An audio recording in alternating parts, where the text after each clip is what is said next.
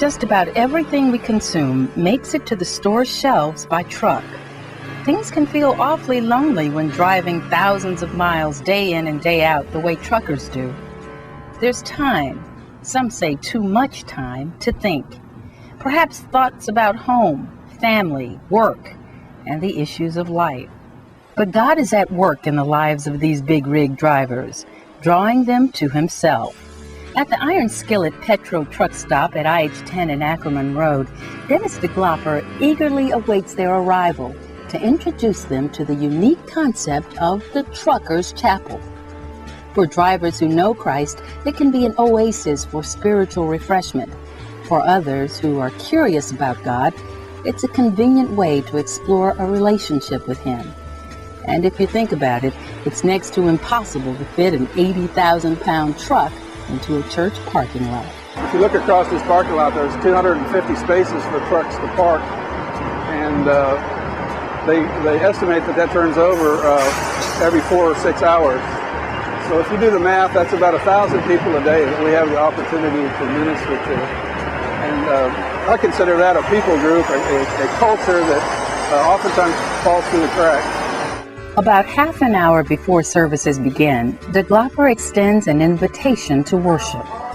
Good evening, Petro customers. This is Chaplain Dennis with Truckstop Ministries. I'd like to invite you this evening to our Bible study and Truckers Fellowship. We're starting at 7 o'clock. The chapel is now open. You're welcome to come over for music and fellowship.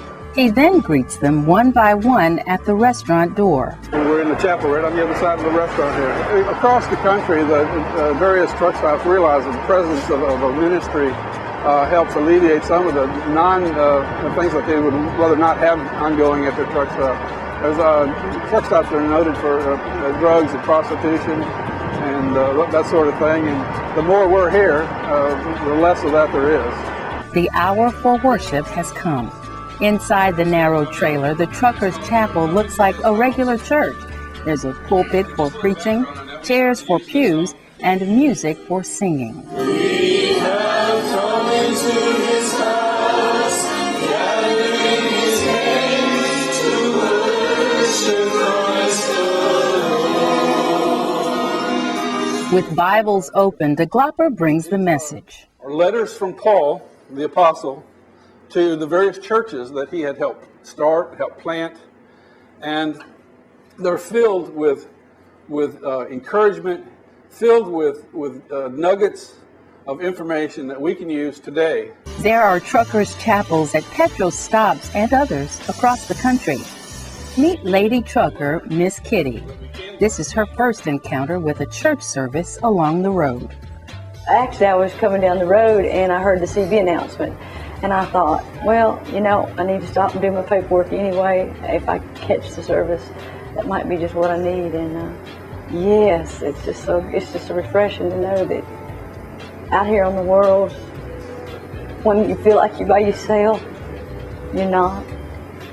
That the Lord's with you and there's other believers out here. And that if you can congregate, you can get together and share that just for a few minutes. It'll get you to your next position.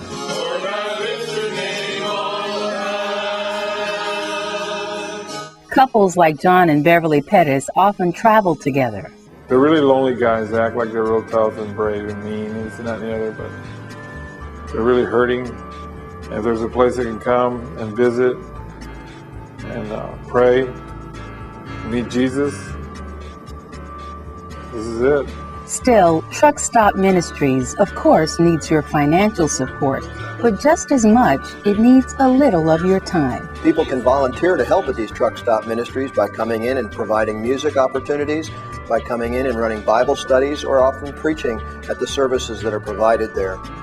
Sunday services, midweek services, and evening worship are a big part of the schedule there at Truckstop Ministry. If you're interested in being involved in that, you can contact us at the association, or you can contact Dennis DeGlopper through Truckstop Ministries.